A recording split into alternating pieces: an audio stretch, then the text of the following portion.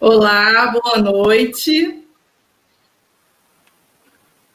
Eu sou Natália, sou psicóloga, sou especialista em psicogeriatria pelo Instituto de Psiquiatria da UFRJ, sou mestre e doutoranda em saúde mental, eu também pelo Instituto de Psiquiatria da UFRJ, e serei a mediadora da roda de conversa.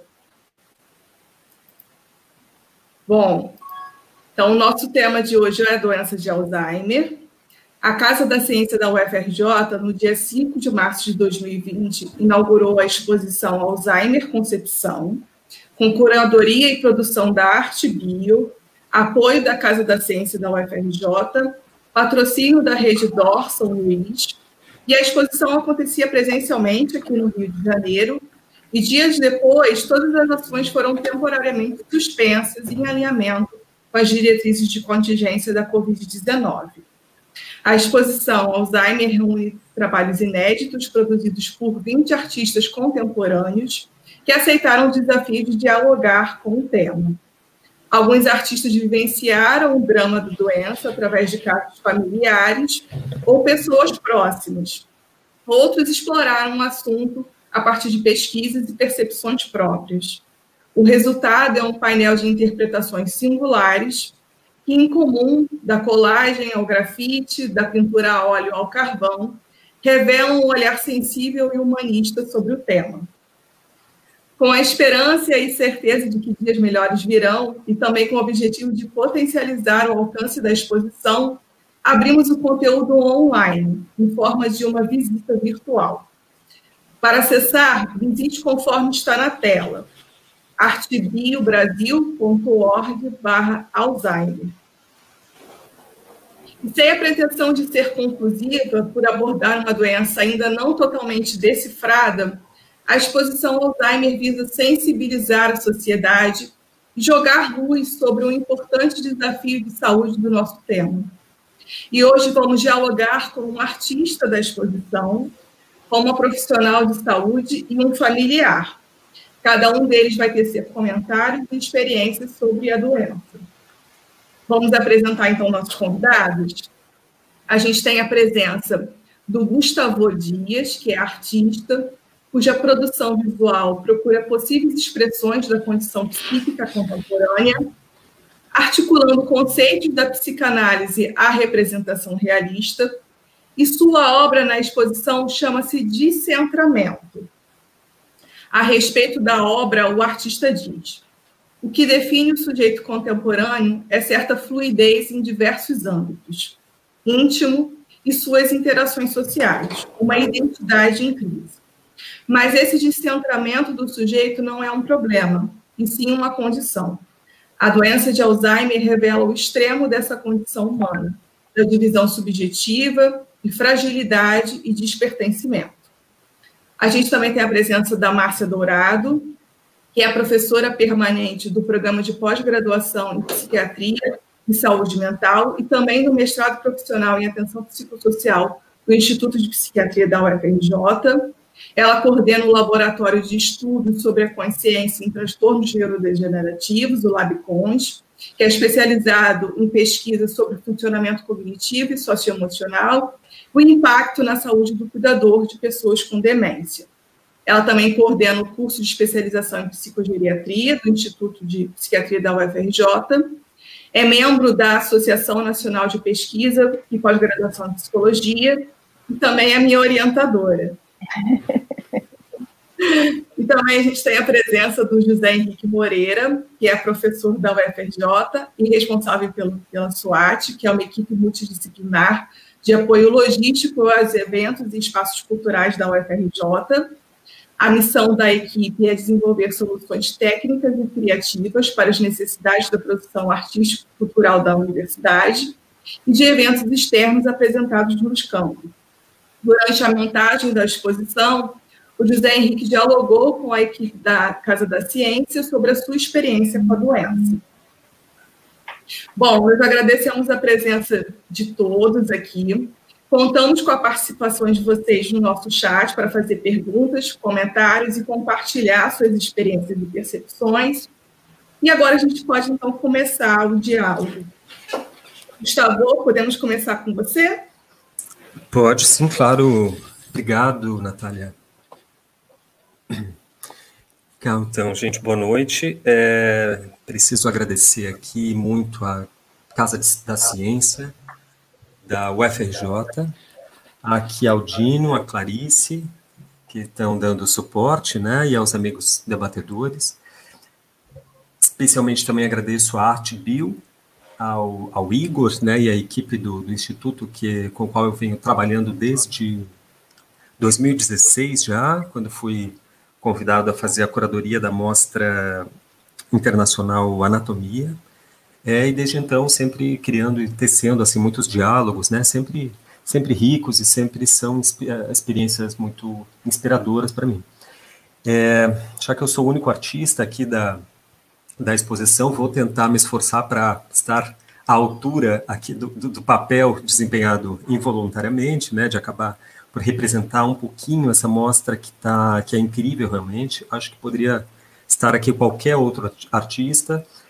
Todos eles são absolutamente excepcionais. Eu sinto muita honra de estar expondo ao lado de Hanna Locatelli, Apolo Torres, enfim, todos eles são extraordinários, né? Artistas que eu já acompanho o trabalho há um tempo, e agora me sinto muito feliz de estar lado a lado ali na exposição, ainda que virtualmente daqui, né? Bom, quando eu pesquisei sobre o Alzheimer, assim, dado o convite, né, do Instituto, um dos sintomas imediatamente me causou uma identificação muito grande. Eu acho que, inclusive, uma grande parte dos trabalhos acaba girando em torno dessa mesma identificação, né, que é a perda da memória, especialmente a memória dita declarativa, né, porque isso vai muito além de uma condição do portador de Alzheimer, né. Esse sintoma nos diz de uma condição muito maior que a nossa, né, que faz parte do nosso próprio processo de subjetivação em duas dimensões. Uma dimensão que é essa transitividade entre o outro e eu, né, porque os processos de reconhecimento e identificação dependem justamente da memória, e também de um processo fundamental para essa primeira dimensão, né, do outro e eu, que é a dimensão temporal de futuro e presente, que depende também da memória, né? Porque a perspectiva de futuro cria, de certo modo, a subjetividade, né? Porque é a partir da memória que o sujeito pode se reinventar, né? Quer dizer, é a partir da memória e da consciência de uma temporalidade que ele pode perceber conflitos, contradições e eventuais sínteses no tempo que vão criando um dinamismo para a vida, diferenciação e dinamismo essa que dá um sentido de perspectiva de futuro, que dá ao sujeito, né, uma possibilidade de ele pensar o futuro. Ou seja, entendendo os conflitos e contradições do presente e esse choque que vai resultando de sínteses, e isso vai gerando essa perspectiva de futuro, que eu acho que é uma das dimensões, como eu disse aí, não só do portador, né, do paciente, do Alzheimer, mas de todo o sujeito, né?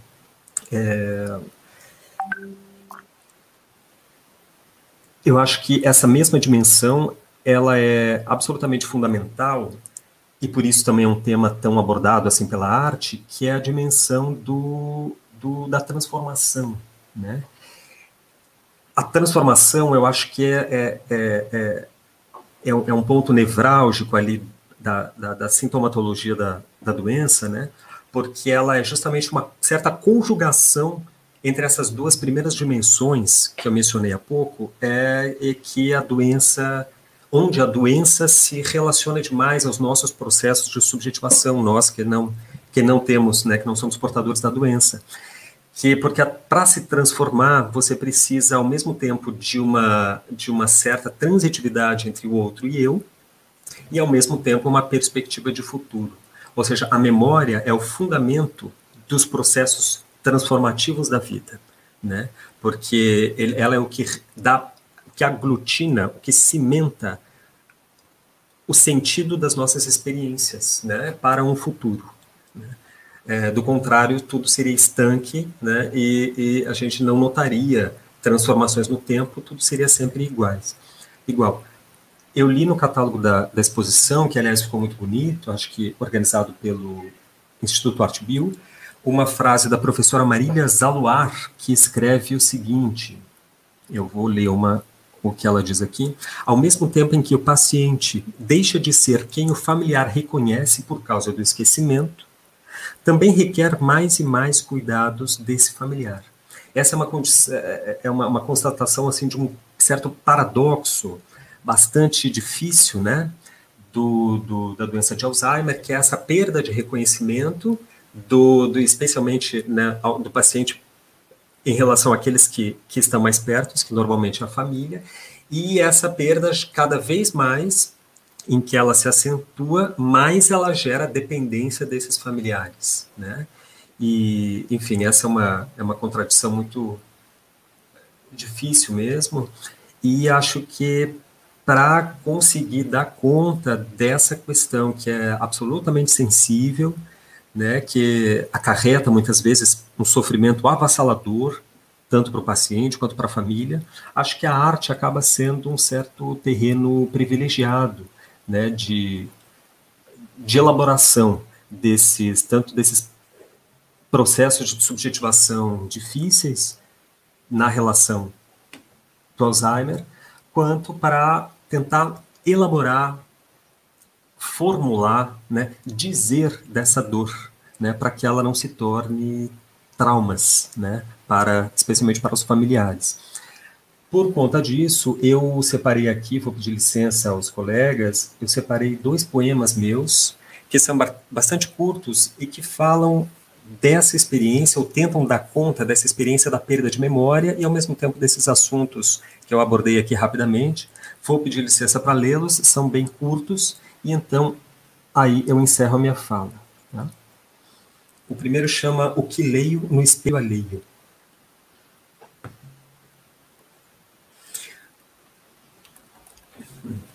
O outro é quem dá, o outro é quem tira. Medo do outro que se supõe armadilha e puxa o gatilho do desejo de quem quer que o seja. Só do outro o desconsolo das coisas tristes, das tristíssimas coisas da solidão. Outro que me oferece abrigo na costura entre colo e silêncio. Na mão ágil que no momento exato apara a lágrima. Um coração batendo ante a insubornável exigência do tempo. As crianças crescem, envelhecem e um dia morrem. As cascas se acumulam, sobram, e o que vicejou entorna as esquinas. O que um dia foi belo, hoje, invisível na margem, se dispersa nos meios fios da cidade, inaugurando outras formas de desagregação. Tudo isso também compõe a paisagem urbana e inaugura outra beleza no postal. Sobrados coloniais que o tempo limpou da mácula do tempo, poliu no abrasivo das horas, filtrou na filigrana da memória. Sempre o outro, a condição do meu sentido. O outro que vivo, outro que vive em mim para que eu viva. O segundo poema chama Diário de Bordo.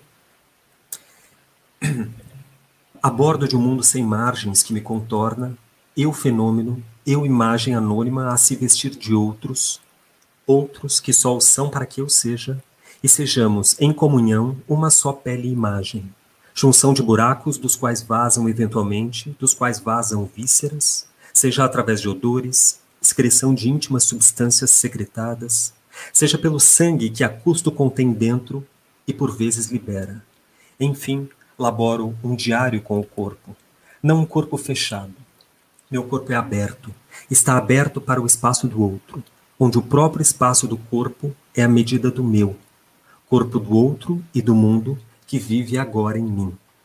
E oscilo sob a carga de corpos que se oferecem, como o escritor colhe do manancial poético um dos muitos eus para si mesmo.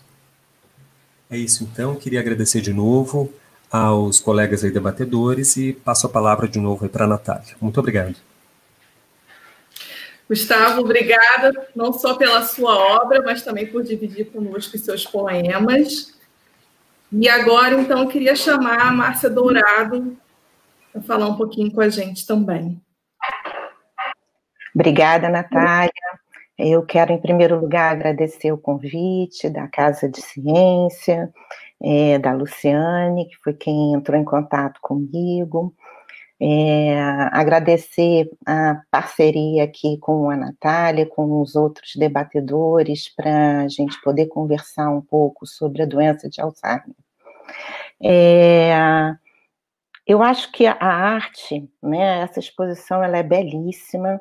Eu fiquei, inclusive, emocionada vendo algumas das obras, e eu acho que ela traz uma oportunidade que é muito preciosa de apresentar uma doença, né, como a doença de Alzheimer, de uma maneira delicada e mostrando outros aspectos da doença que, às vezes, no dia a dia, e até mesmo por falta de informação, as pessoas não percebem.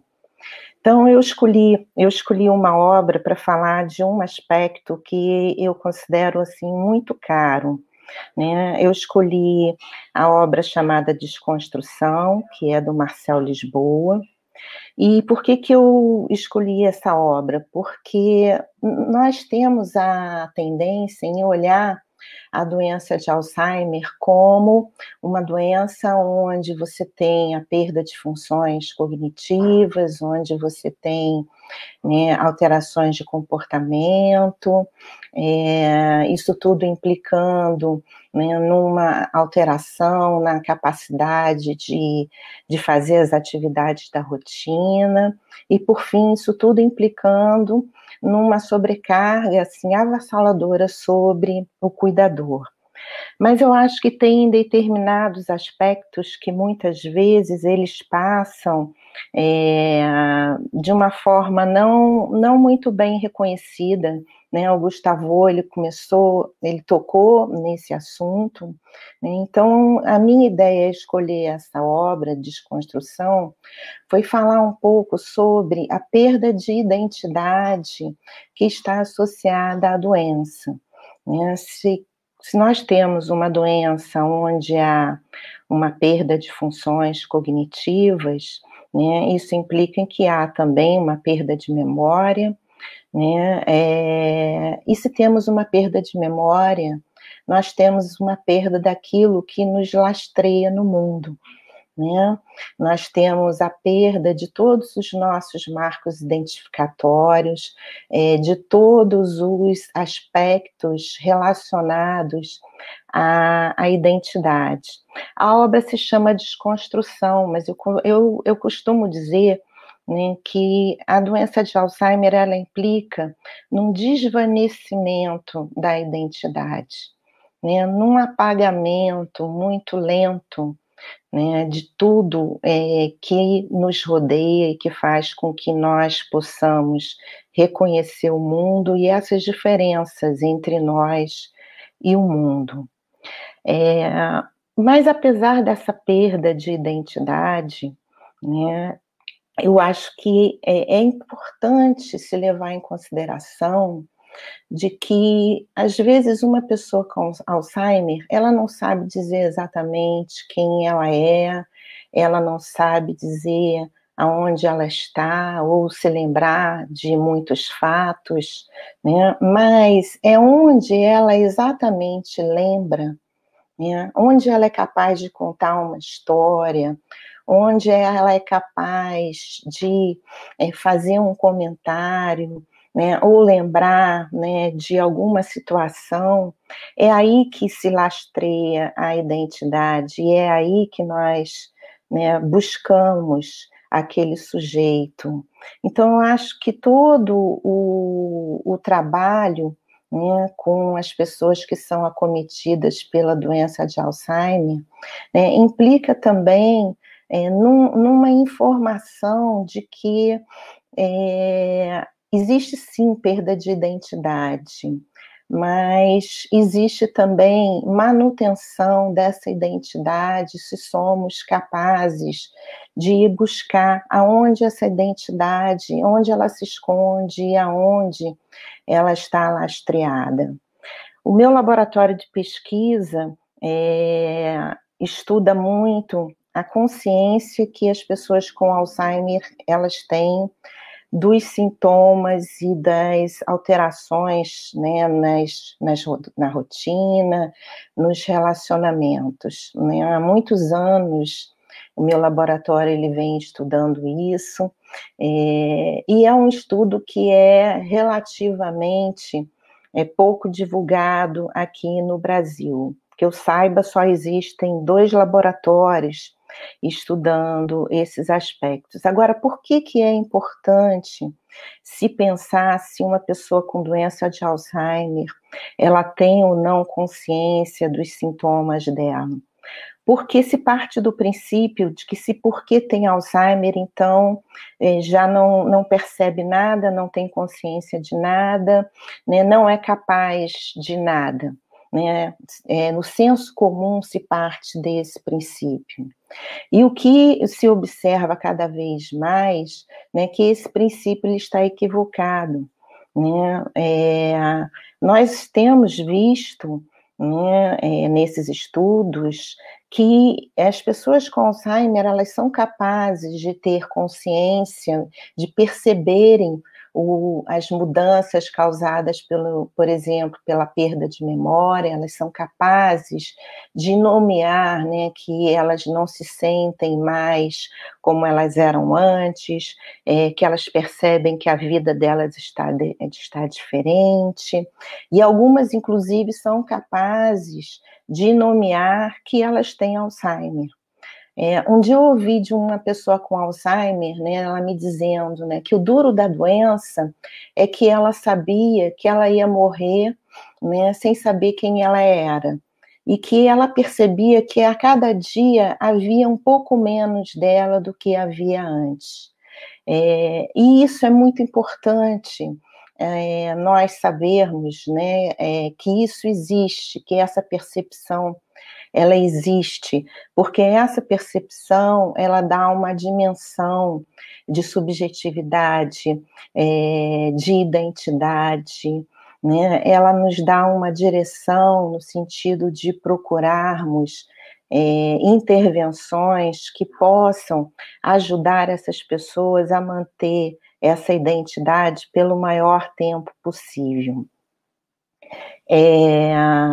Então, o que nós temos visto? Existe uma gama de pacientes, né, que realmente eles não percebem as alterações, existem outros que percebem alterações em determinadas áreas e outras não, assim como existem, né, aqueles pacientes que têm uma percepção muito clara, muitas vezes sem saber exatamente qual é o nome da doença, mas tem uma percepção muito clara, né, de que estão doentes e que essa doença ela transforma a vida deles e ela os transforma numa pessoa que muitas vezes eles têm dificuldade de se adaptar e de reconhecer. Agora, um outro aspecto também relacionado a isso, que é muito interessante, é que essas percepções, né, essa capacidade de reconhecimento, ela vai se modificando, ela flutua, ela pode estar presente num determinado horário do dia e não estar presente em outro, né? A pessoa ela pode não saber que ela tem problemas de memória, mas ela consegue reconhecer que as pessoas a tratam de uma forma diferente, né, que os relacionamentos, eles se colocam de uma forma diferente. Então, o que nós temos visto, né, é que não é simples, né, lidar com uma pessoa com Alzheimer, não apenas em relação à sintomatologia, mas principalmente em relação a essa manutenção da subjetividade, a esse processo de subjetivação, né, que muitas vezes ele vai se desvanecendo, mas que nessas percepções, né, somos capazes de perceber, né, a presença dessa subjetividade e a manutenção dessa identidade. Então, né, uma pessoa com Alzheimer, né, quando a gente pensa, ela perde a memória, ela perde a sua subjetividade, a sua identidade, mas isso é um processo, né? E nós, profissionais de saúde, principalmente, né, nós que estudamos doença de Alzheimer, eu acho que nos cabe, né, informar e divulgar, né, que esse processo ele é complexo e que muitas vezes onde nós achamos que não tem mais nada ali, somos capazes de reconhecer, né, a presença daquele sujeito, né, às vezes por uma lembrança, né, por algo que desperta nele, né, e que nos faz lembrar. Tem um vídeo que está nas redes sociais, né, que eu acho que é um grande exemplo disso atualmente, né, que é uma bailarina com doença de Alzheimer, e ela foi filmada, né, conseguindo fazer, né, os movimentos do Lago dos Cisnes.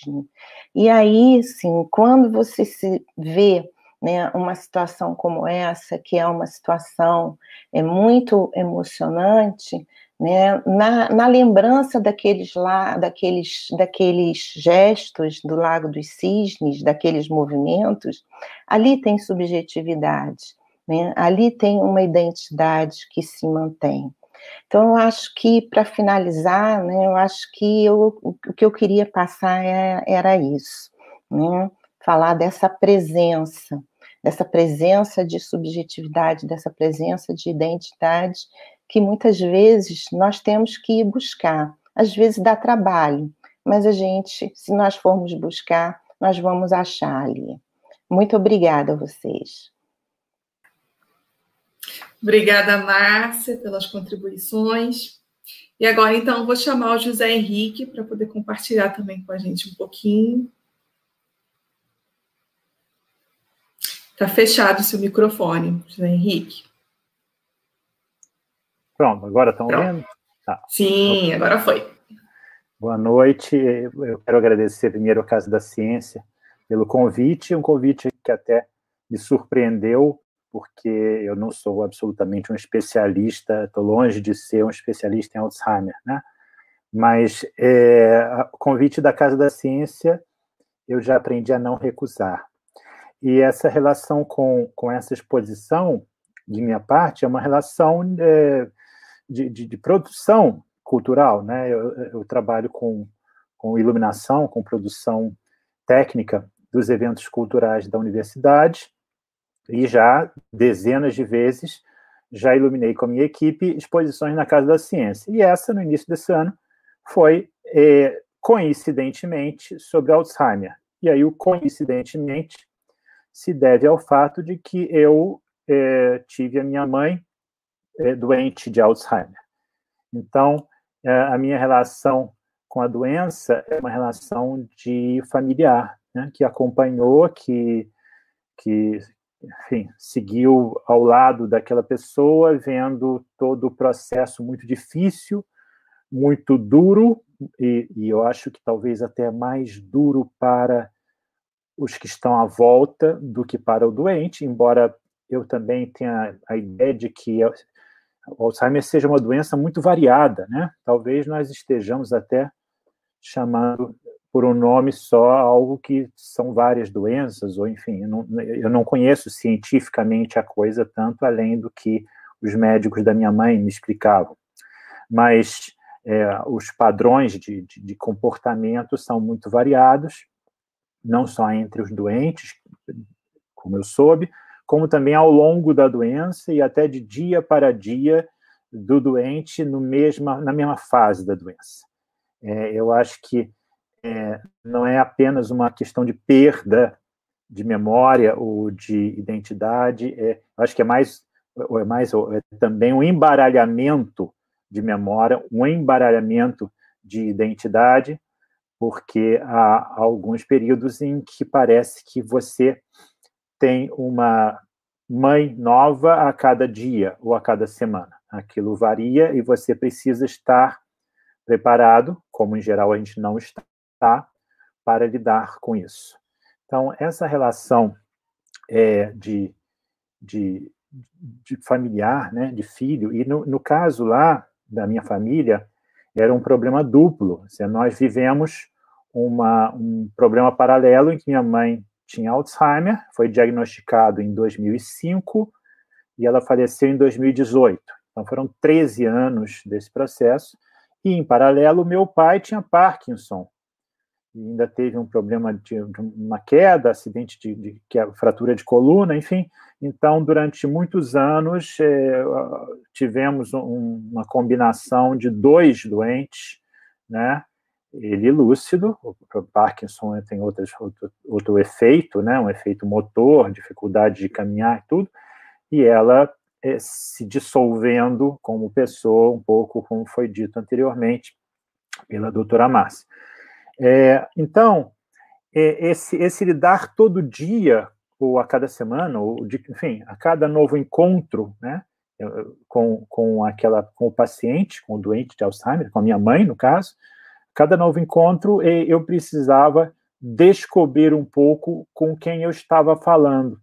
E eu estou querendo jogar um viés justamente diferente, porque sim, já foi falado sobre o paciente, sobre a evolução da doença, do ponto de vista, até onde pode ser o ponto de vista do paciente, ou mesmo do especialista. Mas o familiar é um outro que está ali e que tem que aprender a contracenar com a doença. Eu estou usando o termo do meu ofício, né? Eu sou diretor teatral, eu sou professor de teatro na Escola de Comunicação da UFRJ.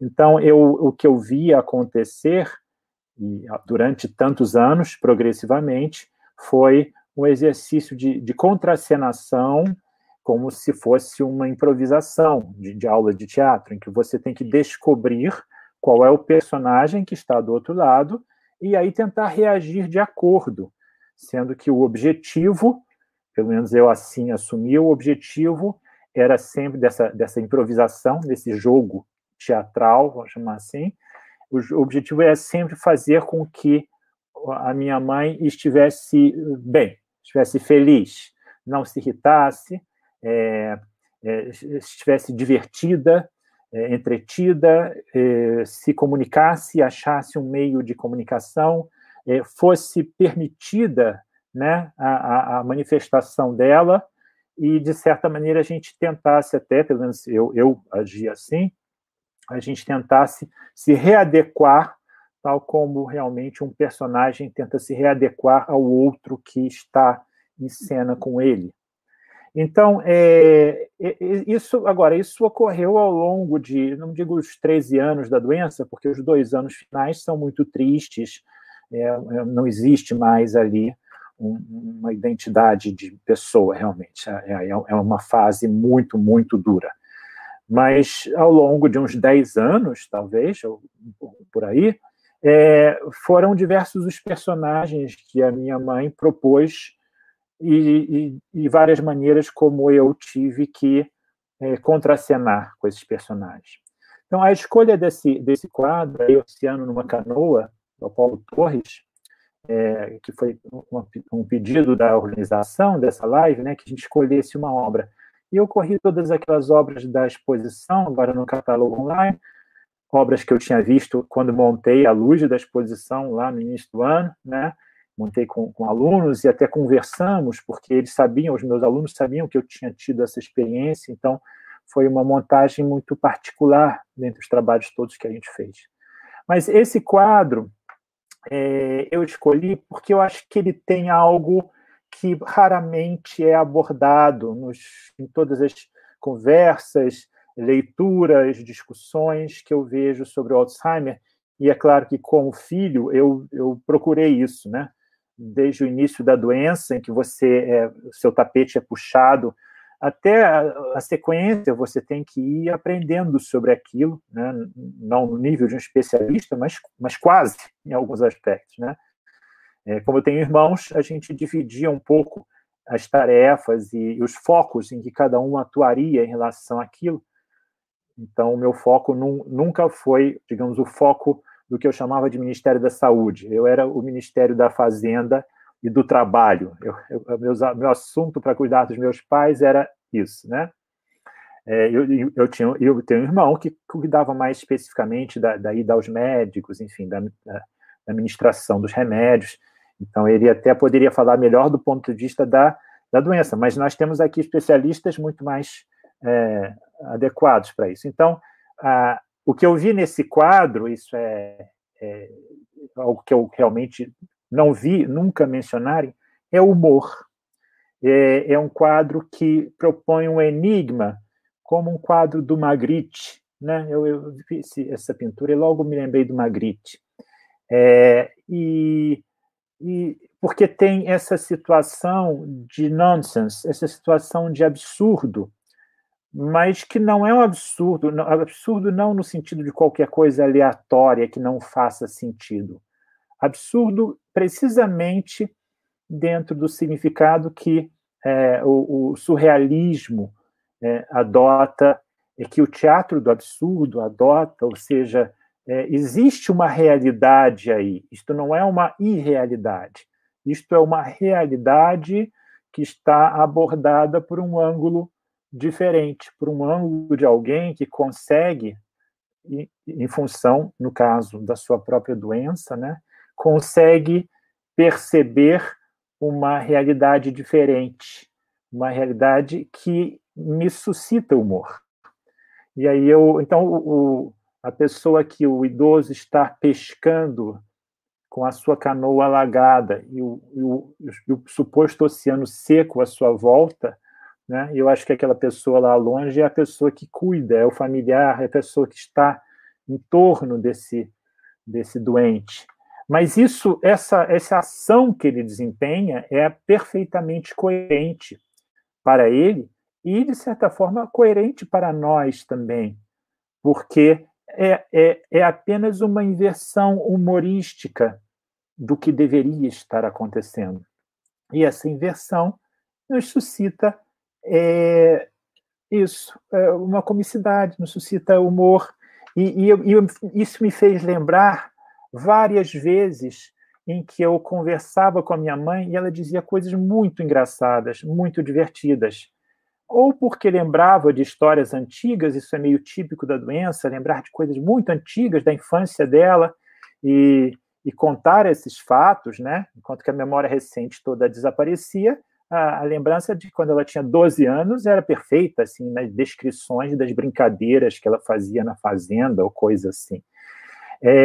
Mas também porque ela mesma dizia, às vezes, alguma coisa que ela, em seguida, achava muito engraçada, porque percebia que dissera alguma coisa que não fazia muito sentido, que estava truncada. E aí ria de si mesma, o que é um ato de inteligência sensacional. A capacidade de rir de si mesmo é uma coisa muito rara. As pessoas têm...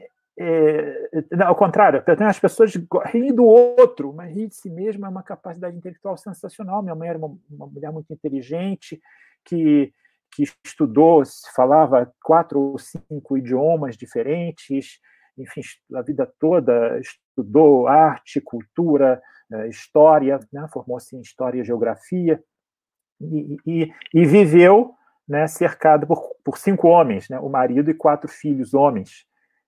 Então, ela viveu num desafio de ser a pessoa diferente daquele meio. E soube muito bem conduzir isso.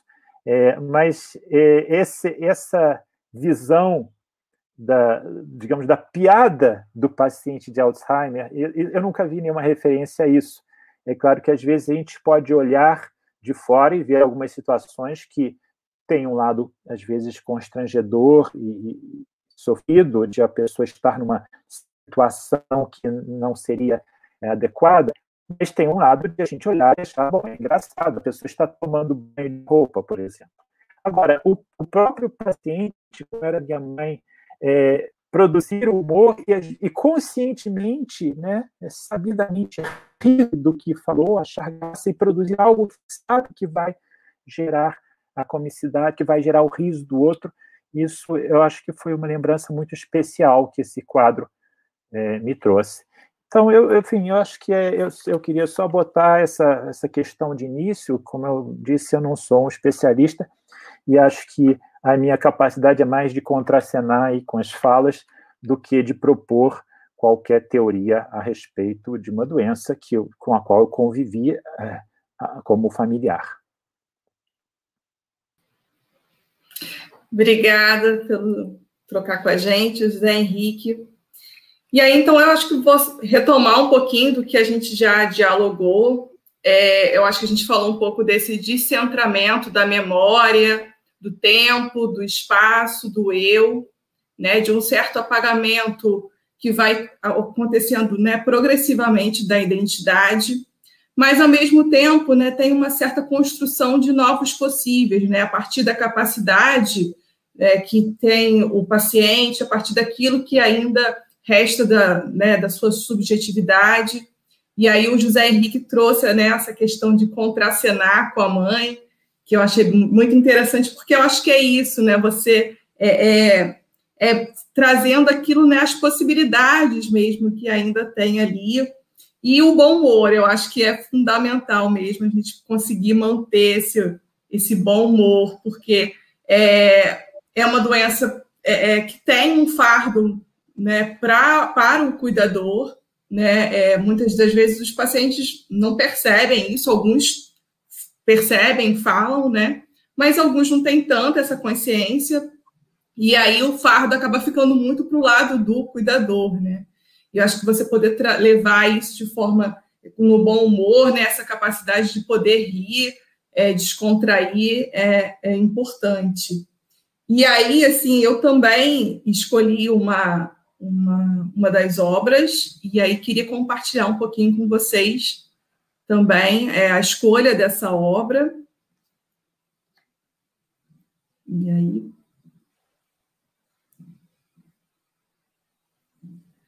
Então, eu escolhi essa obra, Amar Agora, da Hannah Lucatel, que fala um pouco, assim, me remeteu à minha relação com a minha avó, que também foi diagnosticada com Alzheimer. Ela faleceu em 2016, em decorrência do agravamento da doença.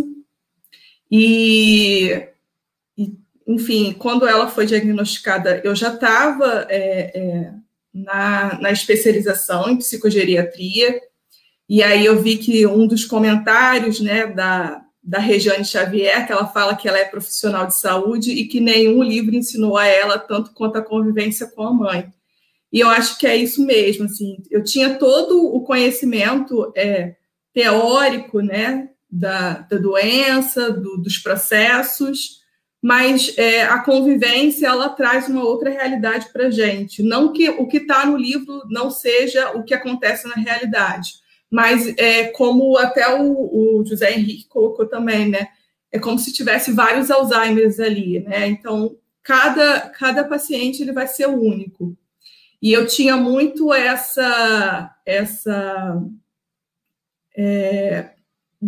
necessidade de deixar claro para minha avó o quanto eu a amava, o quanto ela era importante na minha vida, o quanto eu queria que ela sentisse que a presença dela era muito importante para mim. Então, por isso a escolha dessa obra, né, do Amar Agora, da gente estar sempre podendo afirmar isso a cada encontro, né?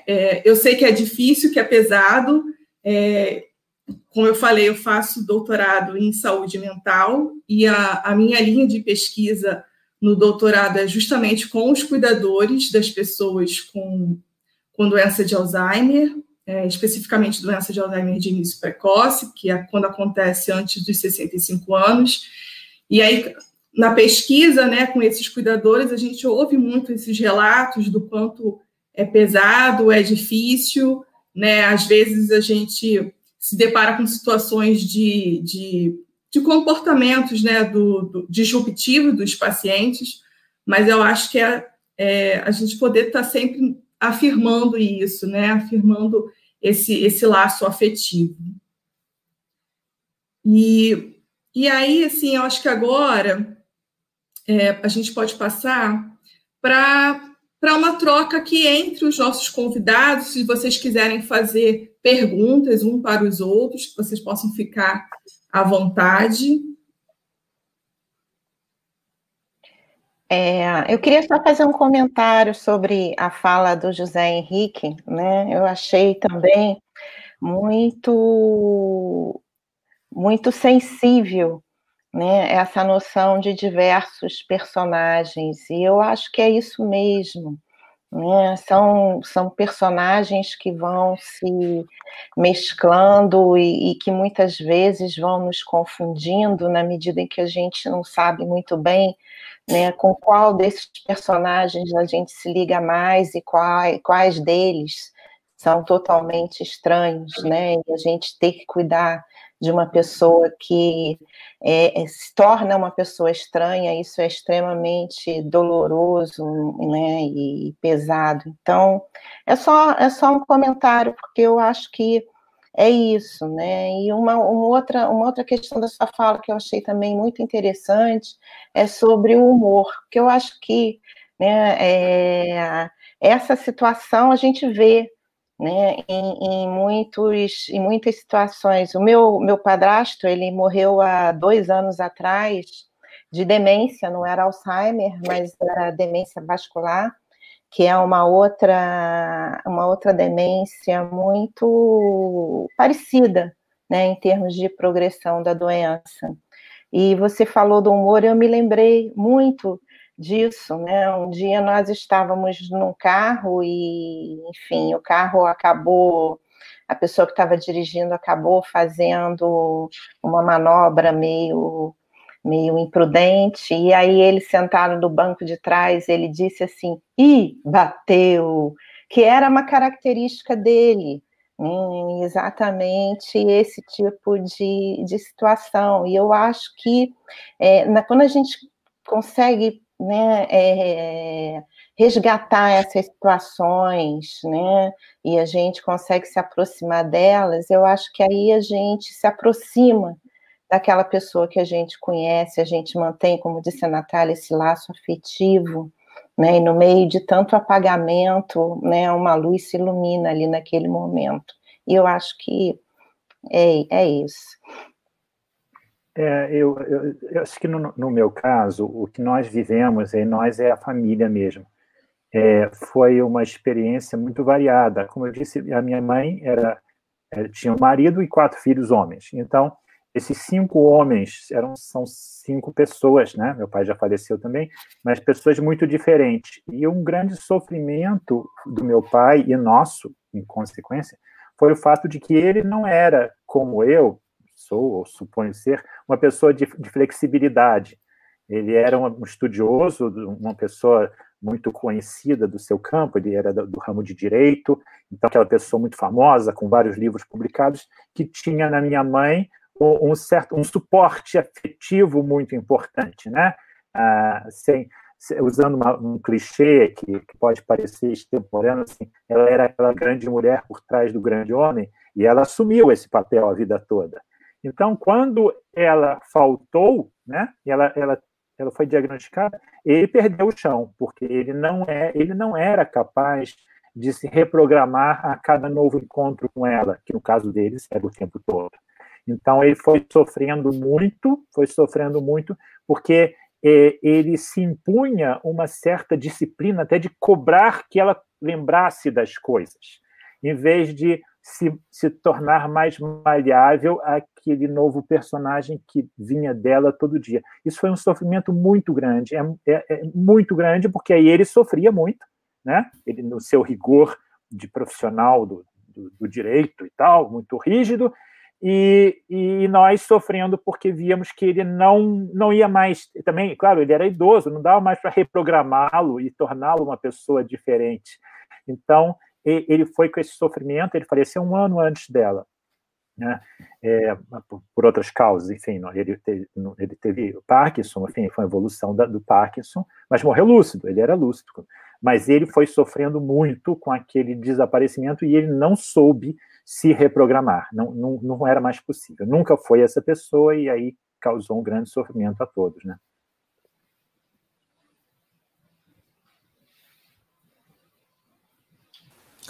Eu sinto pela perda, José. Realmente é muito impactante o relato, porque a experiência parece ser sempre superar qualquer conhecimento, né? Alguém disse nos comentários aqui, né, que nunca aprendeu tanto como a partir do momento em que foi familiar, né, de alguém de um paciente de Alzheimer. Achei muito bom também a fala da professora Márcia, porque eu acho que conseguiu, assim, até deixar mais claro uma relação que é a seguinte: o que eu tinha como consideração para fazer o meu trabalho, né, a tela, o descentramento, é justamente isso que me chamou muito a atenção logo no início da minha pesquisa sobre o Alzheimer, que é esse fato de certa oscilação, vamos dizer assim, da subjetividade e dos processos, né, de identificação e etc. Tanto do paciente consigo mesmo, quanto do paciente para com a família, o que gera um resultado também do lado de lá, que acho que o José Henrique colocou muito bem, né? A família começa a ter que saber com que personagem naquela semana, naquele dia está lidando, né? Porque eu acho que esse fundamento da psicanálise nos coloca uma certa, assim,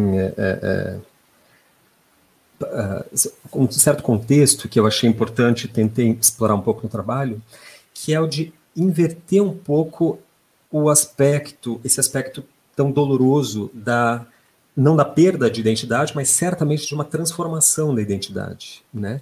Que é, a partir da psicanálise, especialmente a psicanálise lacaniana, que é a que eu mais, assim, estudo e dialogo, a identidade é nada mais do que um certo construto social e, portanto, circunstancial. Ela está permanentemente se refazendo, se desfazendo, se retecendo, né? Até porque ela se dá sempre nas circunstâncias do entorno social, as circunstâncias de contexto. Então, como o contexto está permanentemente mudando, a gente também vai mudando, né? Os nossos processos de identificação se alteram ao longo da vida diversas vezes. E o Lacan, no caso, é mais radical a ponto de dizer que a própria subjetividade, esse nosso lugar do si mesmo, não existe, né? É algo que no Brasil acho que é muito bem falado, muito bem expresso pelo Vladimir Safatli, né, professor da USP, essa noção de que o si mesmo, ou seja, uma certa identificação que partiria de um processo estanque, onde você se identifica, né, de maneira assim, simétrica com algo, não tem um fundamento tão estável assim, ou seja, ele é oscilante. Assim, a nossa subjetividade, ela se reconstrói, etc. Essa certa perspectiva assim, psicanalítica me fez pensar no trabalho de modo a inverter o processo, ou seja, ao invés de o paciente se estranhar e se desreconhecer pela diferença dele em relação a nós, a ideia é nós reconhecermos nele um traço fundamental de nós mesmos, que é essa identidade descentrada, né? Pensando assim, a gente poderia inverter e tirar o paciente desse lugar assim de alguém que, enfim, vai se perder, que perde a memória, que não sabe mais quem é. A verdade é que nós também não sabemos mais quem somos, né? A cada dia que a gente acorda, a cada novo dilema, a cada nova indecisão, a cada novo conflito ético que se coloca no mundo, a gente é obrigado a se readaptar e se reconstruir, né? O que expressa que realmente a subjetividade é um conceito bastante quase que abstrato, né? E o processo de identificação, no limite, é um processo assim que não tem estabilidade nenhuma. o José ainda, para concluir, falou aqui do lugar do pai dele em relação a essa certa instabilidade da mãe, né? É incrível como a doença, né, é capaz de nos ensinar o tempo todo, né? Ela acabou forçando o seu pai a uma mudança, né? Não sei se processou essa mudança, acho que não deu tempo, mas ela, com certeza, seu pai teve que se, né, virar ali no... eu acho que a doença, ela deixa mais claro esse contexto em que a gente precisa sempre estar em diálogo, é um contexto de escuta permanente, né? Nosso em relação ao outro e do outro em relação a nós, porque é isso que vai consolidando esse nosso monumento interior da autoestima, né? Por último, ainda agora, assim, para encerrar, desculpe me alongar aqui na fala, ainda nas pesquisas eu lembro de ter lido algo que me chamou muita atenção, de que o Alzheimer pode estar presente ou dar pequenos sinais décadas antes de se manifestar de fato, né? Aí depois a professora poderia explicar se é de fato isso, ou se eu estou... Mas quer dizer, eu posso estar com Alzheimer agora, nesse momento, né? Acho que isso nos ensina também a estar nesse processo de escuta do outro, né? De respeitar sumariamente esse sofrimento, né? Esse lugar de sofrimento de quem está com a doença. Sim. Acho que, Márcia, você pode, então, responder a pergunta do Gustavo e depois a gente passa, então, para os comentários. Posso, sim. É verdade, Gustavo. Quando a gente vê um sintoma de Alzheimer, né, se você for pensar em termos de um contínuo da doença, a gente está lidando com uma degeneração cerebral, né?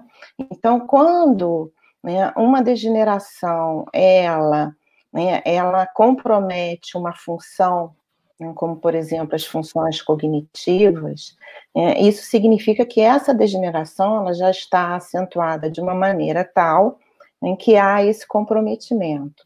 O que se sabe hoje em dia, né, é que existe todo um período pré-clínico da doença de Alzheimer. Então, a doença de Alzheimer ela é causada por um acúmulo de beta-amiloide, né, e uma desfosforilação da proteína tal, né? Esse processo, ele se dá, no mínimo, há 15 anos antes dos primeiros sintomas da doença. No mínimo, né? É um processo extremamente lento, né? Imperceptível, e ainda mais em idosos, né? Quando você tem toda uma questão relacionada ao fato de que é normal que um idoso tenha alguma lentificação cognitiva, algum tipo de perda cognitiva. Então, há um certo confundimento, né, em relação, né, principalmente nos estágios precoces, né, há um certo confundimento aí se aquilo não seria do próprio processo de adoecimento. Então, eu acho que foi você que fez uma pergunta, né, de que maneira que a arte ela pode contribuir, e eu acho que pode contribuir muito nesse sentido de informar, né, porque a arte, ela também informa, né, ela chama a atenção e ela, né, nos faz pensar. Então, a arte, ela pode contribuir muito, né, com uma informação da doença de Alzheimer e das demências de uma maneira geral, porque aqui a gente está falando de Alzheimer, mas na realidade existem outras demências que têm curso parecido com Alzheimer e que também merecem, né, terem atenção. Então, eu acho que é um papel importante, né, da arte aí, informar, né, fazer pensar sobre a doença, sobre esses aspectos diferentes da doença, né, como é que o cuidador se sente, como é difícil você lidar com esses diversos personagens, como é que o próprio paciente se sente, né, que eu acho que isso também é um outro aspecto. Você estava falando em termos da psicanálise, né, de que não existe esse si mesmo, né, dessa noção dinâmica da identidade. Sim, é verdade, né, mas eu acho também que, na medida em que a gente consegue pensar que existe ali uma subjetividade, isso nos abre espaço também para pensar outras coisas em relação à doença, né?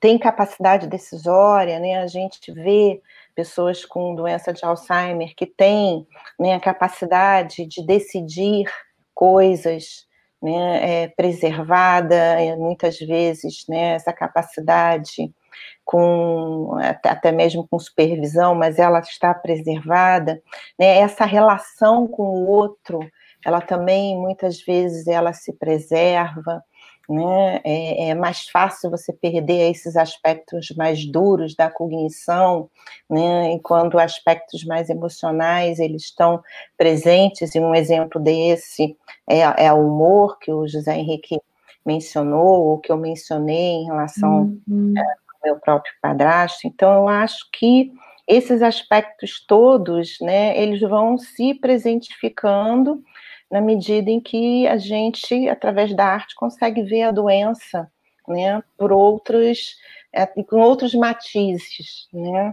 Eu acho que era isso, sem me alongar demais. Okay. Eu queria comentar a obra do Gustavo, em comparação, não confrontando, mas em comparação com outra que existe na exposição, que é logo a primeira do catálogo, que são 4 imagens da mesma mulher, e em que a primeira é muito nítida e a última é completamente dissolvida. É um quadrinho como que de Andy Warhol, né? E tem a primeira imagem e aquela fotografia vai como se fosse esmaecendo. Em comparação com a obra do Gustavo, que tem uma relação, pelo menos como eu li, de paralelismo.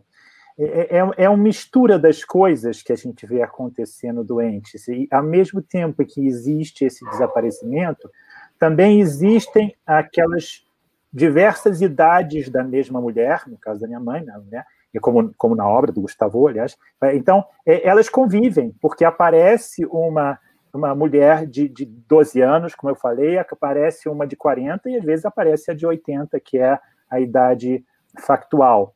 Mas essas idades convivem simultaneamente e se manifestam de maneira meio aleatória no convívio com a pessoa doente. Você vê acontecer isso. Então, a sensação é da fusão, digamos, dessas obras, ou da impressão que essas obras me causaram. Existe, sim, a dissolução, mas existe como se fossem renascimentos das diversas idades pelas quais aquela pessoa passou. Então, esse aqui é muito intrigante e muito desafiador para quem tem que conviver com a pessoa.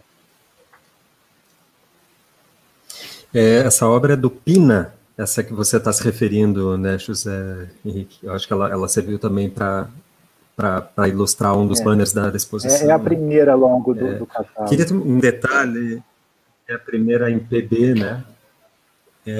Um detalhe, aliás, Natália, também a obra, acho que você escolheu, é da Hannah Locatelli. Faltou um I ali, muito boa, inclusive, né? Uma obra digital, mas a Hannah é muralista, né? Ela faz obras imensas aí pelo Brasil. Mas essa coisa da idade é muito curioso mesmo, né, José? Eu consegui, depois de muito pesquisar, não sei se vocês estão assim, mais familiarizados com a produção em arte, mas às vezes você demora mais tempo no empenho de pesquisa de imagens do que em fazer a imagem, né? E depois de muito pesquisar, eu encontrei um banco de imagens, comprei uma foto de um fotógrafo, se não me engano, húngaro, um fotógrafo europeu, que fazia uma coisa impressionante, que é reunir uma série de fotografias com 3 idades de cada um dos fotografados. Então, assim, 18 aos 48 e aos 88, né, com grandes espaços de tempo. E aí, enfim, achei uma referência ali de um rosto, depois eu montei o corpo, né, criei ali aquela composição. onde ela aparece em 3 idades, né? De um lado ela mais jovem, de outro ela adulta, e no centro daí ela já na idade mais avançada, né? Porque é isso que isso me chamou muito a atenção. Dentro da memória, você passa a ser ao mesmo tempo uma coisa e outra. Como o José Henrique falou, né? Às vezes você é criança de 8, às vezes você tem 80. Uhum. Eu acho que é isso que a Márcia pontuou, né? Que a arte ajuda a gente a se informar e a ter esses conhecimentos, né? A arte também educa, traz esse aspecto. E a gente teve algumas perguntas, e aí eu vou pedir para colocar aqui na tela as perguntas. E antes disso, é só pedir desculpas aí pela falha que teve na hora da imagem da Hannah Lucatelli. Então, a primeira pergunta é do Ricardo Ramos, ele coloca: o campo da saúde mental, psiquiatria, costuma dialogar com a arte como recurso terapêutico e expressivo. Pensando nessa questão do deslocamento de si, como a arte pode auxiliar no Alzheimer? Gustavo, você quer comentar? Obrigado pela pergunta, Ricardo Ramos. Eu não sei se eu seria assim, a pessoa mais indicada, certamente que não, porque justamente não participo não sou da área da saúde, né, e não tenho nenhuma intervenção assim, clínica, no caso com a psicanálise, nem com a psiquiatria. Mas queria, ao menos, relembrar, Ricardo, o trabalho da Anísia da Silveira, né, no Rio de Janeiro, que fica, se não me engano, em Palmeiras, né, a cidade, que fez um... Diga, Natália, diga. Fica aqui na cidade mesmo do Rio, né? O Museu do Inconsciente fica no bairro do Engenho de Dentro. Engenho de Dentro, exatamente. No famoso Museu do Inconsciente. Para quem não conhece, que conheça o trabalho de Nízia da Silveira, ela se relaciona com a psicanálise junguiana, né, embora ela tenha formação na psiquiatria, se não me engano, e chega inclusive a se corresponder diretamente com Jung, né, que é de uma das linhas da psicanálise, aí é diferente da linha freudiana, diferente da lacaniana, mas que ela conseguiu não instrumentalizar a psicanálise, mas se servir dela para construir processos terapêuticos excepcionais, que hoje eu acredito que são exemplos assim, para o mundo todo, né? Eu cheguei a ver no MON, Museu Oscar Niemeyer, em Curitiba, uma enorme exposição do acervo do Museu do Inconsciente, que é absolutamente maravilhosa, porque ela conseguiu guardar o máximo de registros, né, da produção dos pacientes, dos internados ali. E o desenvolvimento é impressionante, assim, é incrível como os processos terapêuticos que ela criou geram uma melhora também no tratamento expressivo das imagens, né, dos pacientes que desenham, que pintam, que esculpem, né. Lembro, inclusive, de uma obra que me marcou muito, eu não vou lembrar o nome do paciente, embora haja lá o registro, que ele era um modelador, fazia modelagem em argila, e ela tem, assim, lá na exposição, tinha várias peças dele, ao longo do processo terapêutico coordenado pela Anísia da Silveira, até que ele foi submetido a uma lobotomia. Obviamente, a Anísia se contrapunha fortemente, né, esses processos de intervenção cirúrgica, e aí a gente vê a obra dele depois da lobotomia, e é impressionante a queda não só de qualidades técnicas, né, mas profundamente de qualidades expressivas, né, o que prova com maior contundência assim, que os processos, que a psicanálise, nesse caso a junguiana, pode sim ajudar e muito no tratamento, né, de doenças no campo psíquico. A Natália, posso fazer um comentário breve? Eu queria falar sobre a música, né? O uso da música na doença de Alzheimer e nas demências de uma maneira geral, né? Existe a musicoterapia como intervenção, né? E uma intervenção, assim, muito eficaz, né? O que se tem observado atualmente é que a musicoterapia, ela consegue acessar, né, as pessoas acometidas com Alzheimer em estágios mais avançados, né, até mesmo quando eles estão afásicos, sem a capacidade de falar, né, muito limitados, mas a musicoterapia, ela, né, por ser um recurso extremamente expressivo e também, né, em termos, se a gente for pensar em constituição da memória, né, uma constituição de memória muito mais primitiva, que a música né, ela acessa, né, muito bem, e ela está sendo muito bem usada como intervenção para pessoas com doença de Alzheimer. Eu só vou acrescentar, a partir dessa questão da música, que isso acontecia, de fato. Um dos passatempos, digamos, dos meus pais, já quando os dois estavam doentes, era sentar para assistir a DVDs de ópera ou de concertos. Atividades que eles fizeram a vida toda, gostavam muito disso e acompanhavam muito. E mesmo com a minha mãe já relativamente com a doença avançada, ela cantarolava junto trechos das obras que estavam na memória dela, de ópera ou de concerto, de música de concerto. Ela cantarolava e acompanhava perfeitamente aqueles números que ela conhecia da vida toda. Essa atividade era muito frequente, todo dia eles faziam isso, todo dia. Meu pai assistia ou isso ou futebol, futebol europeu, né, aqueles jogos que passam no meio da tarde. E ela, nesses vídeos de música, a participação dela, digamos assim, o entusiasmo dela em assistir era muito grande. Bom, acho que tem mais uma pergunta.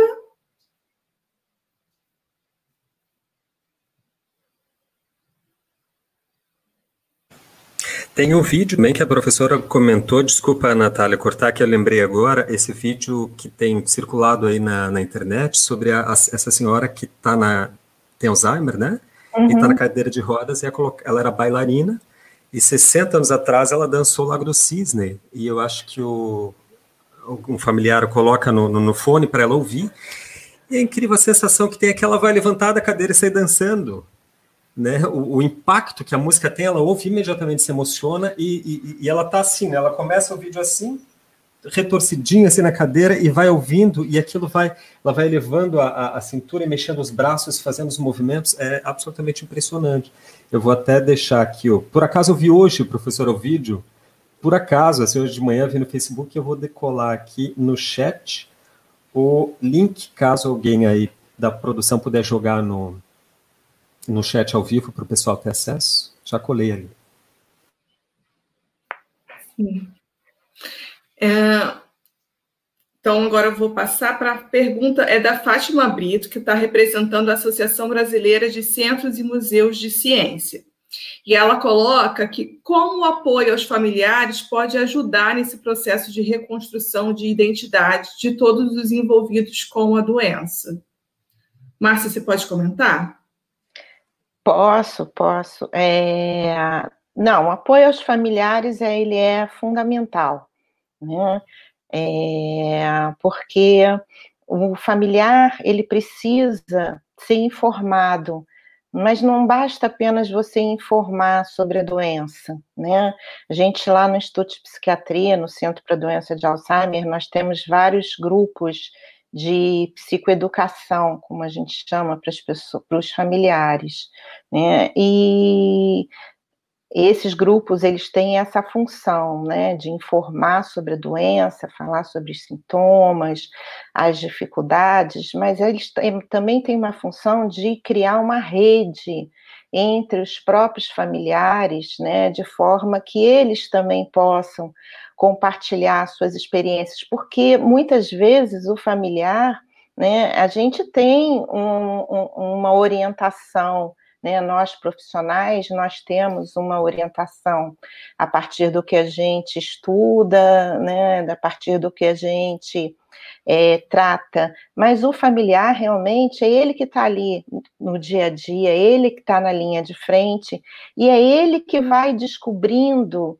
né, metodologias de de intervenção, né? Como é que eu faço para dar a comida da melhor forma possível, ou para eu dar o banho, ou para dar a medicação, ou num momento que esteja agressivo e irritado, como é que eu faço para poder lidar com isso? Então, né, esses grupos, eu acho que eles têm essa função também, criar uma rede entre os familiares para poder, né, lidar emocionalmente com o impacto da doença, né, e com uma desconstrução, porque o familiar ele também passa por uma desconstrução da própria identidade, na medida que muitas vezes ele deixa de ser filho para ele virar pai, né, deixa de ser mãe, vai virar irmã, né? É muito difícil você lidar com uma pessoa que não lembra mais do seu nome, né? Não sabe mais quem você acha que você é outra pessoa. Então, esses grupos, eles acho que são fundamentais, né? Informar o familiar, mas não apenas informar, mas dar uma contenção emocional, né? Eu acho que possibilita que você tenha aí, né, uma pessoa mais instrumentalizada emocionalmente, né, para poder criar aí, né, instrumentos de manejo do paciente que são muito melhores, eu acho que tanto para o próprio paciente quanto para o cuidador. Eu queria acrescentar uma coisa que eu acho muito importante, eu também, uma coisa que eu vejo pouco, pelo menos, enfim, eu não encontrei muito, todo um pensamento, ou uma estrutura, um apoio a outros aspectos que são consequências muito diretas da doença. Por exemplo, da administração financeira, que passa a ter que ser feita por outra pessoa, mas existe um limite legal para isso, então existem consequências legais, e a partir de que momento se pode solicitar, por exemplo, a interdição da pessoa, que é um processo que não é também tão simples, ou seja, há um entorno da doença que eu vou chamar de, digamos, de entorno pragmático, que é da relação civil daquilo com o todo mais, que é da contratação dos profissionais que vão cuidar da pessoa quando você pode ou você tem que contratar, e aí que tem consequências trabalhistas, tem consequências de verificação das credenciais. Então, essa questão é uma questão muito importante, porque se isso for bem estruturado, se as pessoas conseguirem cercar bem esses aspectos que parecem menos importantes do que a doença em si, mas não são, porque são a maneira de evitar que toda a família acabe doente de algum jeito, porque são consequências muito reais. Então, eu acho que essa é uma área que precisa de mais divulgação, mais informação, mais intercâmbio, porque como eu digo, é aquilo que parece assim, você está sendo insensível em falar de dinheiro agora, mas não, você tem que falar, porque essa questão será imperiosa, inclusive para o conforto do doente, que é aquilo que todos nós queremos. Sim. Então, vou passar para mais uma pergunta. Se não me engano, na verdade, são 3 perguntas, mas é a mesma pessoa. Então, a gente vai colocar as 3 perguntas.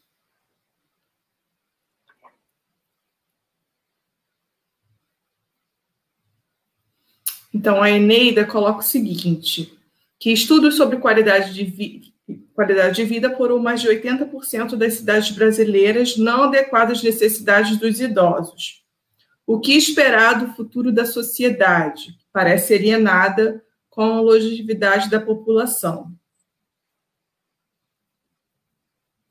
Ela coloca que os profissionais de saúde não deveriam estar preparados para lidar com esses sintomas e minimizar suas consequências.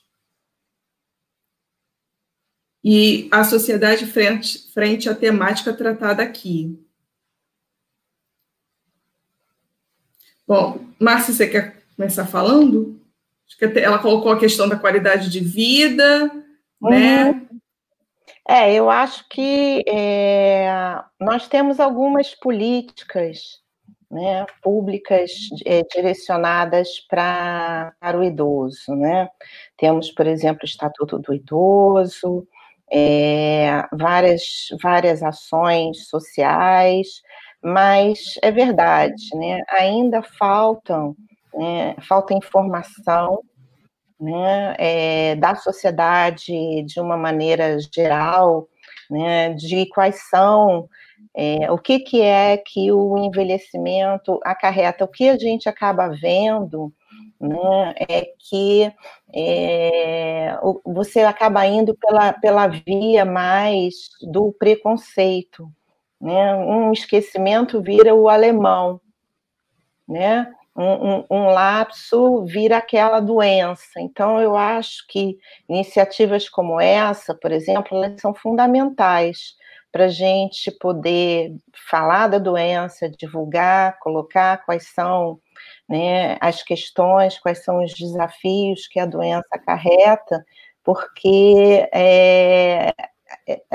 a gente tem políticas, mas é necessário que, além das políticas, que se tenha informação, que se tenha educação, né, nessa área, para que a política, né, e a sociedade elas andem no mesmo passo em relação aí à longevidade. Qual foi a outra pergunta, Natália? Não sei se vocês querem comentar, Gustavo, José Henrique.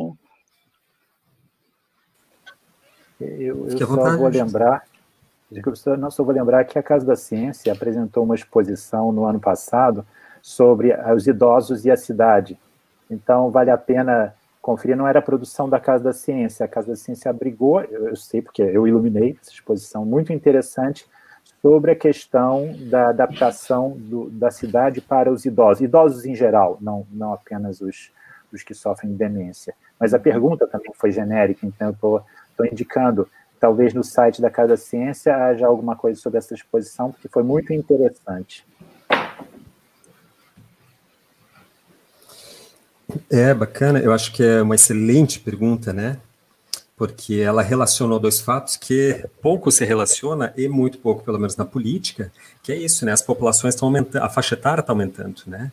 E as cidades não estão adaptadas a essa condição, né? Que inclusive é aquilo que todos sonhávamos, né? O sonho do moderno, da era moderna humana, não era viver o máximo possível? Pois é, chegamos aí, mas que estrutura nós encontramos, né? Urbana, política, societal, né, para comportar esse contingente de pessoas da maioridade. Eu acho que essa constatação da Eneida, né, Eneida Simões, é sintoma que já dá um diagnóstico, né? O diagnóstico é que nós vivemos numa sociedade onde há uma cultura de edaísmo. Essa me parece a conclusão lógica, né? Nós temos preconceito contra idosos, nós desvalorizamos o idoso, e isso se reflete na ausência de políticas públicas e de condições adequadas, né, em termos de sociedade, dos aparelhos da sociedade, de receber as pessoas desse contingente. Desculpe, é porque eu tenho que comentar uma questão assim, no Brasil, 40% dos domicílios apenas tem coleta de esgoto. Então, essa é uma questão que sim, tem que ser extrapolada para uma ausência nacional de políticas públicas para todas as idades, né? Os bebês não são assistidos, as pessoas adultas não são assistidas, os idosos não são assistidos, saudáveis ou não. Então, é um país que tem que repensar toda a sua estrutura social e toda a sua forma de prover um serviço essencial às pessoas. Porque, assim, isso não é menor do que nenhum outro problema. É mais um dos inúmeros problemas que nós, como país, nós nos recusamos a abordar. Perfeito, José. Sim. A outra pergunta da Eneida foi em relação aos profissionais de saúde, né? Se eles não deveriam estar preparados para lidar com esses sintomas e minimizar as suas consequências. Sem dúvida, né? Sem dúvida.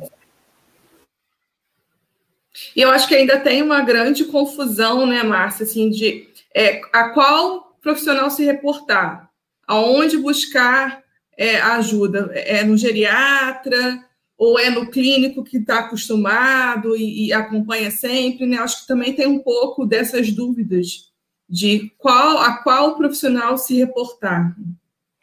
Eu acho que a gente precisa mesmo, né, pensar em termos da formação, né, dos profissionais de saúde de uma maneira geral. Por exemplo, eu sou psicóloga, né, e comecei a estudar idosos por um interesse próprio meu, né? Não necessariamente eu tive na faculdade disciplinas relacionadas a idoso, né? E isso não é uma exceção, por exemplo, não foi uma exceção na minha formação. Ainda hoje se vê, né, que muitas disciplinas relacionadas aos idosos são disciplinas eletivas, quando deveriam ser obrigatórias, né? Então, a gente está falando de uma situação que é muito mais ampla. Sem dúvida alguma, os profissionais eles deveriam estar mais preparados, mas isso também passa, né, por uma política aí educacional, né, de formação desses próprios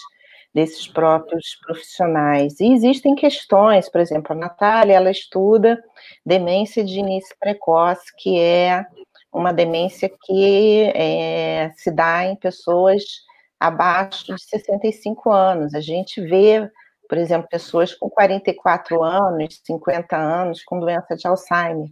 Essas pessoas, né, elas passam no sistema de saúde, elas passam por diversos profissionais que não conseguem identificar que se trata de uma demência, porque não se espera que uma pessoa tão jovem tenha demência. Então, quando essa pessoa chega num centro especializado, ela já chega, né, num estágio muito mais avançado da doença, o que dificulta muito em termos de intervenção.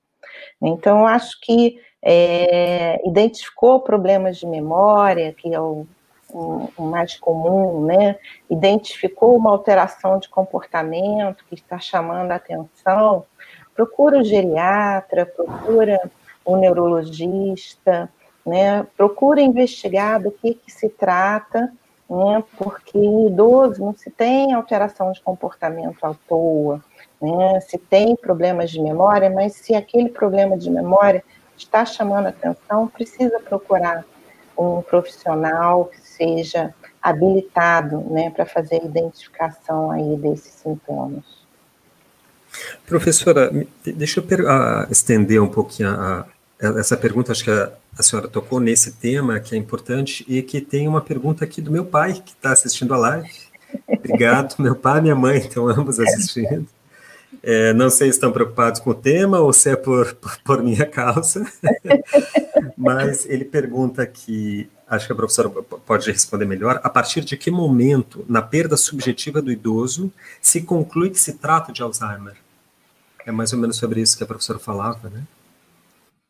Mas não é bem a partir da perda subjetiva. O que acontece? Né? Um diagnóstico de Alzheimer, ele é um diagnóstico complexo.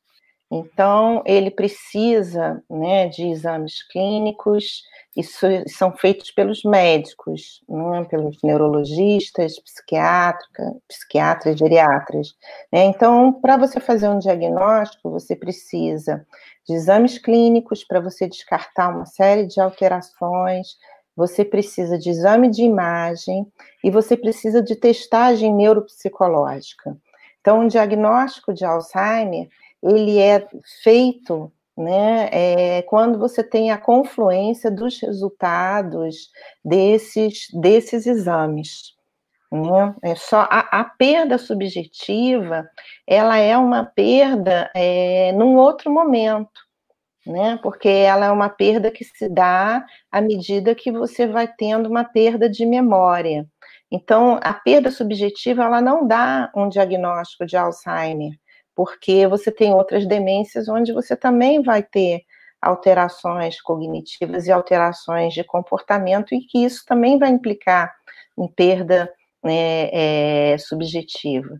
Né? Para fazer o diagnóstico, você está um passo antes, você está num passo de investigar como é que essas funções cognitivas, como elas estão funcionando, né, como elas se comportam quando comparadas com a população em geral e com o próprio indivíduo no funcionamento dele, né, que exames estão alterados, se há, né, nas imagens indicativos de lesão, só aí a gente tem um diagnóstico, por exemplo, de doença de Alzheimer.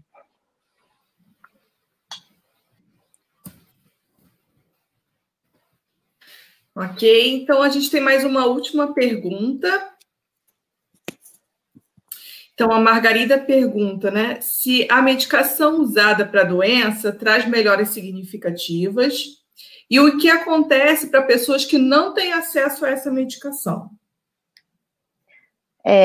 Bom, eu não sou médica, né, então eu vou falar assim de uma maneira muito superficial sobre isso, né? O que se sabe é que a medicação ela implica numa melhora, né, em termos das alterações de comportamento, que são as maiores causas assim de desgaste dos cuidadores, são exatamente as alterações de comportamento, e tem medicações como os anticolinestéricos que eles também têm um efeito, né, sobre a cognição, em termos de melhora aí da cognição, né? Agora, a gente sabe também que são medicações caras, mas sabemos também, né, que existem vários lugares onde você pode conseguir essa medicação a partir de um diagnóstico, de um laudo, né? Então, você tem como conseguir essa medicação, que, se não me engano, ela é dada pelo Estado. Não é isso, Natália? Eu acho que é o Estado, né? Isso. Ela isso, é dada pelo Estado. Você tem que estar vinculada a uma instituição, né? Ter um laudo comprovando que você tem a doença, é feita uma LME, enfim, existem alternativas aí para isso. Sim, tem que a pessoa estando, né, o paciente está fazendo parte, né, do Sistema Único de Saúde, e aí ele consegue, então, pelo menos aqui no estado do Rio, a gente, né, que é onde a gente está em contato por conta lá do CDA, né, que é o Centro de Doença de Alzheimer e outros transtornos mentais da velhice, a gente sabe que, então, aqui no Rio tem essa parceria com o governo do estado, que libera os medicamentos. Mais alguma pergunta, algum comentário?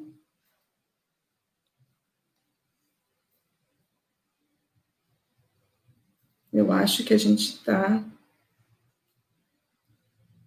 A Érica colocou que lá no HU, né, no Hospital Universitário da UFRJ, havia um grupo com os cuidadores de idosos com Alzheimer, no ambulatório de geriatria, e ela foi estagiária de serviço social entre 2003 e 2004. Não sabe se ainda existe, mas que era muito importante. Sim. Eu queria comentar sobre isso, porque quando a pergunta foi feita sobre os profissionais de saúde, é preciso pensar na ponta de baixo do profissional de saúde.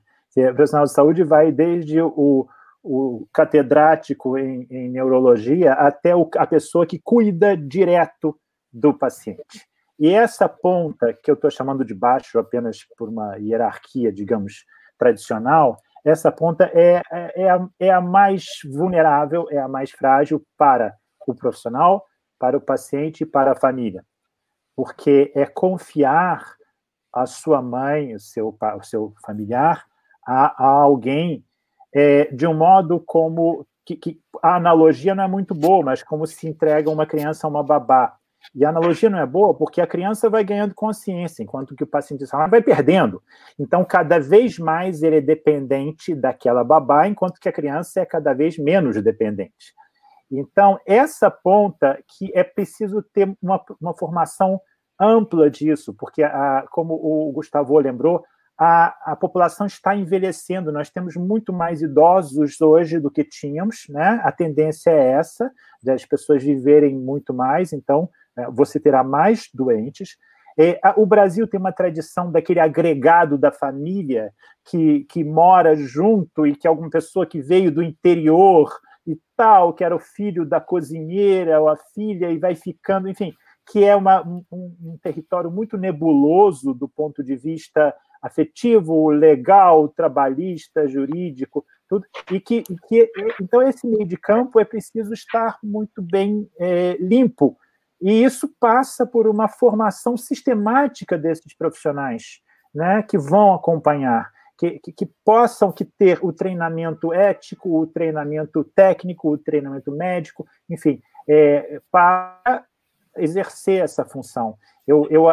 A nossa experiência teve altos e baixos nisso, né, na contratação dessas pessoas, como eu acho que são as histórias de várias pessoas, mas você vê que é um mercado, agora chamando mesmo pelo nome que a sociedade tem que dar, né, é um mercado muito fluido, muito nebuloso, em que você nunca sabe muito bem como é que o seu familiar está sendo atendido, porque não há clareza nas credenciais necessárias para esse profissional. Então, eu acho que essa questão que a Érica levanta como profissional de serviço social é fundamental. E eu acho que essa ponta é a ponta mais frágil, a ponta que está junto 24/7 com o paciente. Eu queria só fazer um adendo, né, que eu me lembrei agora, em termos de grupos, né, de familiares e cuidadores, a gente não pode deixar de mencionar o papel da ABRAS e da APAS, né, que são as associações, né, a Associação Brasileira, né, para a Doença de Alzheimer, familiares e cuidadores de doença de Alzheimer, que é a ABRAS, né, e a APAS, na cidade do Rio de Janeiro, que também é a associação, né, do estado do Rio de Janeiro, da cidade do Rio de Janeiro. E elas têm um papel fundamental, né, de receber esses familiares, de informar, de dar suporte, de dar informação, por exemplo, sobre todos esses aspectos objetivos de curatela, de aspectos de cuidados diários. Então, essas associações, elas são abertas, né, elas têm reuniões que eu acho que vale a pena para quem se interessa, né, procurar o endereço e entrar em contato. A PAI é a outra.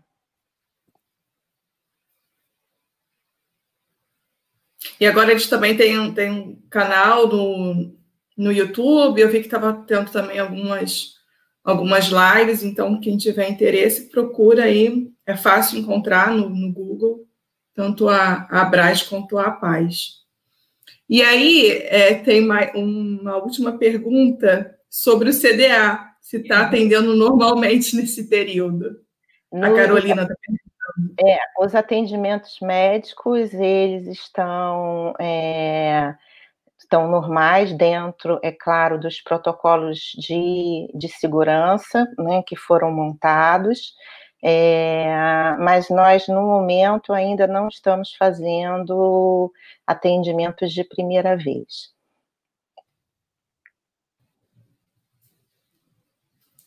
Ok. Bom, então eu queria agradecer a presença do Gustavo, da Márcia, do José Henrique. Obrigada por essa conversa, por essa troca. Eu acho que todo mundo aqui saiu com um pouquinho né, de mais conhecimento. Queria também agradecer a presença aí de quem assistiu a gente, tanto pelo YouTube, quanto pelo Instagram, pelo Facebook. Obrigada pelos comentários também. E vocês querem fazer mais um último comentário, Gustavo? Queria só reforçar o agradecimento aqui aos colegas, a aula que eu tive com a professora Márcia, as experiências e trocas aí com o José Henrique. Obrigado, Natália, por mediar. Eu sei que é sempre difícil, né, fazer esse meio de campo. E é isso, encerrar de novo. Obrigado ao Instituto Bio também, né? Instituto Arte Bio, que também fica no Rio de Janeiro, é quem promove aí a exposição em parceria com a Casa da Ciência, né, da UFRJ. E, enfim, concluo. Acho que me recorda, assim, o que me fica bastante forte desse diálogo é a pergunta ainda que alguém fez aí, né, como que ficam as cidades em relação a esse crescimento, né, desse contingente de população idosa, porque a gente está às vésperas de uma eleição, agora no domingo, né, tem estado no governo, né, há mais de 2 anos aí enfim, um governante, um ministério que defende valores da família, né, de forma bastante contundente. Então, acho que caberia perguntar, né, se esse governo está efetivamente se preocupando com os valores que diz defender, né, porque acho que o aparelhamento, né, dos órgãos de saúde e da cidade, dos aparelhos da cidade em geral, para o idoso é um dos aspectos fundamentais para se valorizar as famílias, afinal, os idosos são sempre os patriarcas, os matriarcas de famílias, né? É isso daí, muito obrigado. Obrigado também pelo público que nos acompanhou. Márcia? Eu também só gostaria de agradecer, foi um grande prazer, né, estar aqui e ter a oportunidade de conversar com Gustavo, José Henrique, Natália. Então, eu agradeço imensamente o convite, porque eu acho que essas discussões elas são fundamentais, né, para que a gente possa tratar melhor da doença, entender melhor o que é a doença de Alzheimer, entender melhor, né, a pessoa acometida por doença de Alzheimer e também entender melhor o cuidador. Então, acho que essas iniciativas elas são fundamentais. E eu só agradeço pelo convite. Henrique? Bom, eu quero agradecer o convite mais uma vez e agradecer o papo com a doutora Márcia, com o Gustavo, que foi tão interessante, né? Acho que essa é uma fase que passou da minha vida, mas que tem que ser lembrada sempre da melhor forma possível, né? Dentro de toda dificuldade. E eu acho que o Gustavo sinalizou uma coisa muito importante aí, nós vamos eleger novos governantes, e o Rio de Janeiro, há alguns anos, elegeu um governante que se dizia um defensor dos idosos, exatamente, né? A grande bandeira dele era a defesa dos idosos, e esse ex-governante hoje está pagando mais de 200 anos de cadeia, então ele vai ter tempo para ficar bem idoso na cadeia. Nós vimos realmente em que se transformou essa proposta, né? Então vamos ter cuidado aí com aqueles que dizem que querem cuidar das pessoas e pensar que a política tem que olhar para todos os problemas, inclusive estes que nós debatemos. Obrigado mais uma vez, boa noite a todos. Obrigada, eu também agradeço o convite de estar aqui falando com vocês, compartilhando um pouquinho. Eu acho que a gente assim, já tem, né, conhece algumas coisas já sobre o Alzheimer, né, algumas questões. Aqui no Brasil, especificamente, ainda falta avançar muito, a gente precisa de mais políticas públicas voltadas, né, para essa população, para o paciente, para o cuidador. E aí eu acho que é importante a gente defender o SUS, defender a ciência, porque é isso que vai colaborar para que essas políticas possam ser implementadas. Deixar aqui o convite para quem ainda não assistiu à mostra virtual. A mostra está linda, eu acho que está linda, está sensível, Eu fiquei com a sensação de acolhida depois que eu vi a exposição. Eu acho que, apesar de ser difícil, né, ser uma doença difícil, mas assim, eu fiquei leve porque eu me senti acolhida naquelas imagens. E é isso, uma boa noite para todas, todos, e até a próxima. Obrigada, gente. Tchau, tchau. Tchau.